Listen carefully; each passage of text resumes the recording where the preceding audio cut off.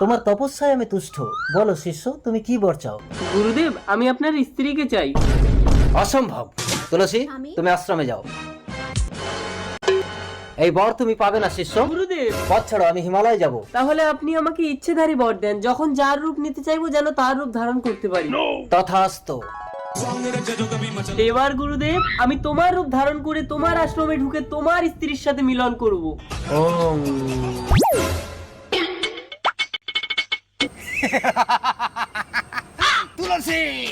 এ কি স্বামী, তুমি হিমালয়ে যাওনি? হিমালয় যাওয়ার আগে তোমার সাথে মিলনের জন্য মন যে বড় ব্যাকুল তুলসী। চলো স্বামী। এ কি আমার কুমণ্ডল, তবে কি আশ্রমে?